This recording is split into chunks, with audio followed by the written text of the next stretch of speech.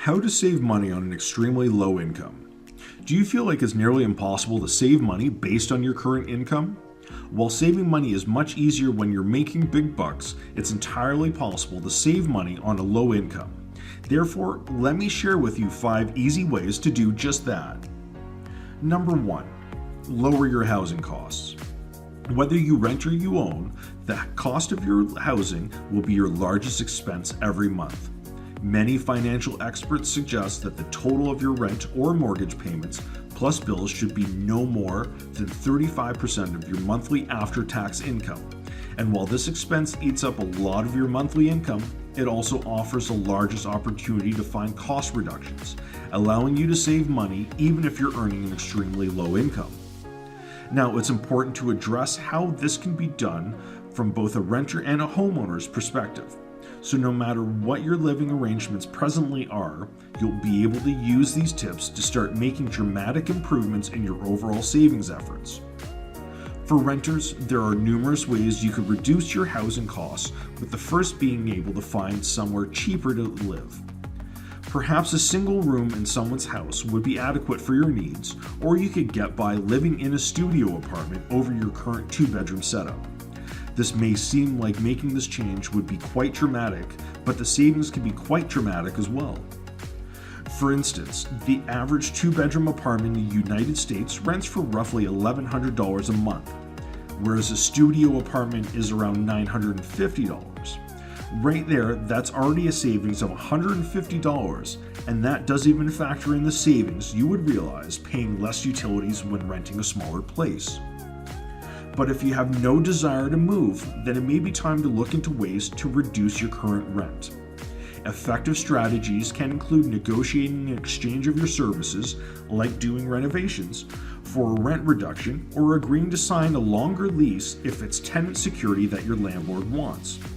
This single swap of goods and services can save you thousands of dollars over the course of your lease, allowing you to save money while earning an extremely low income. If you're a homeowner, then the advice is a little different. While you probably don't want to move out to save money, even the small things like turning off lights and reducing your water usage could lead to substantial savings over time. However, the best way to offset your housing costs is to rent out a room. Renting out a room in your home can easily net you a few $1,000s in a year, which can help cover your bills, allowing you to put more money in your piggy bank back at month's end. If you don't have an extra room to rent out to offset your housing costs, then the next way you can lower your monthly costs is by tackling your monthly mortgage payments. Here are a few ways to cut down your mortgage expense and start saving yourself a ton more money. First, start paying your mortgage on a bi-weekly rather than a monthly basis. Think about this. If you make your standard monthly mortgage payment on the first of every month, that's 12 mortgage payments a year.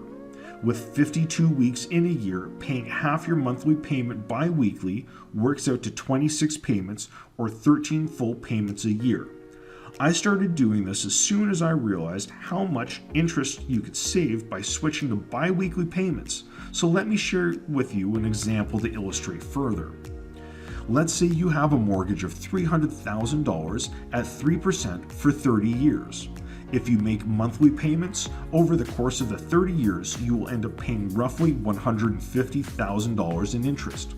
However, if you were to switch to bi-weekly payments instead, your total interest cost would be just $130,000, saving you a cool $20,000 while enjoying all the same benefits as you would paying your house down while making less frequent repayments.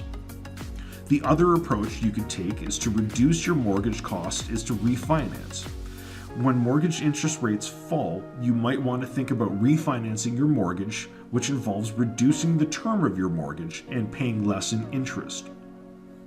Using another example, if you had a mortgage of $250,000 and you were able to reduce your mortgage rate from 3% just down to 2.5%, you would save roughly $25,000 in interest over the lifetime of your loan. Now keep in mind there are costs and fees associated with refinancing, so you'll have to do some math to figure out if the savings interest made going through this is worth your while. However, as you can see, the savings when refinancing can be substantial, so it's definitely worth looking into if you're trying to save on your housing cost while earning an extremely low income. Next is the second one: avoid unnecessary debt. If you want to save money while making an income smaller than you'd like, then you must avoid debt at all costs.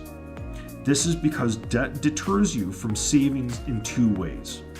Firstly, having debt means monthly repayments. Every month, creditors will be knocking at your door for money, which, if that debt was avoided, would mean more money in your pocket at month's end. Secondly, debt is almost always associated with monthly interest charges. For lines of credit, these rates are typically around 3 to 5%, which means that on $10,000 balance, you would be handing over roughly $25 to $40 a month. While this seems like a small amount of money, when compounded monthly, it begins to add up. When you total the dollar value of your repayments and their associated interest charges, you can start to see how carrying debt can make saving on a low income a challenge. This issue is only further exacerbated when it comes to credit card debt.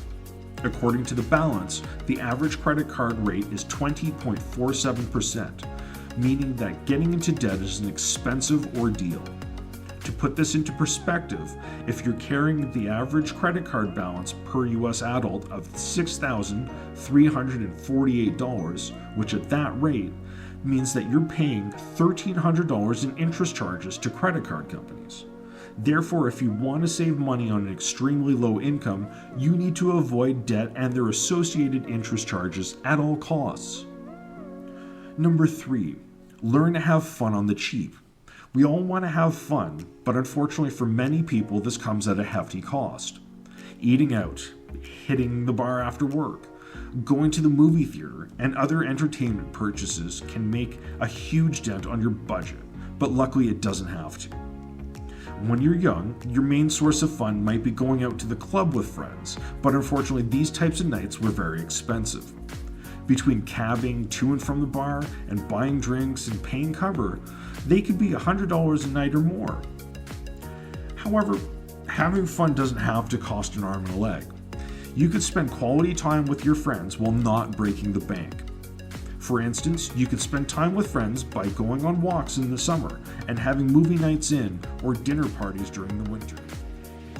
Number 4, prioritize your spending. There's no doubt that spending money makes us feel good, but when you're earning a low income and having a desire to save, you need to be able to delineate your wants from your needs.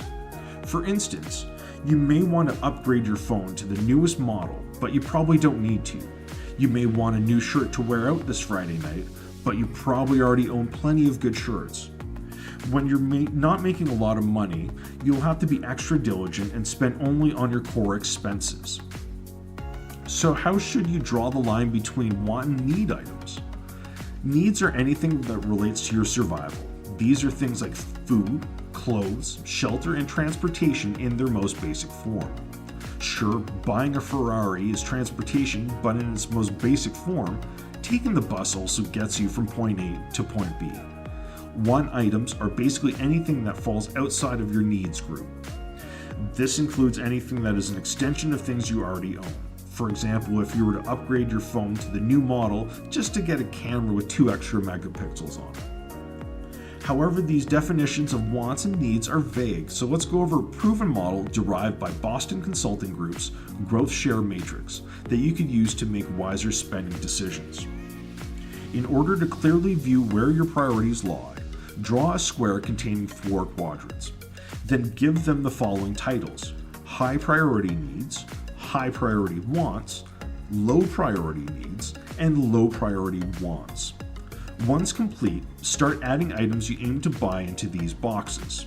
This will allow you to assess where you believe these purchases lie, offering you the ability to really consider how urgent or important some of those items are.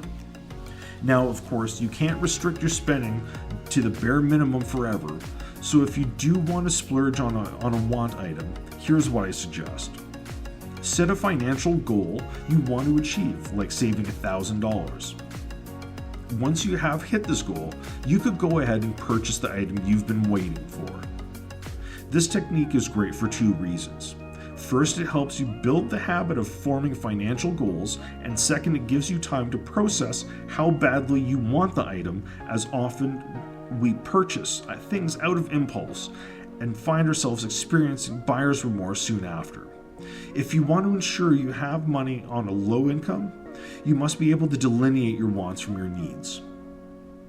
Number 5, automate your savings. The final step in ensuring that you save money, even on a low income, is to automate your savings. One of the best things you could do for your finances is setting up automatic deductions from your pay with your employer. In essence, what these deductions allow you to do is to send part of your paycheck directly into a savings account instead of the full amount going right into your checking account. Savings techniques is so powerful for two other reasons. First, it allows you to pinpoint exactly how much you want to save, which makes hitting your financial goals 10 times easier. Second, it takes the thought of having you to save off your mind and allowing you to focus on important things like improving your skills in order to make more money. Once you have solid saving techniques in place, making more money is the number one way to save more, and by freeing up your mental bandwidth, you'll be able to take on more work, earning more cash to boost your savings, which you could also do if you adopt the 9 frugal living tips that Warren Buffett uses. You could watch here.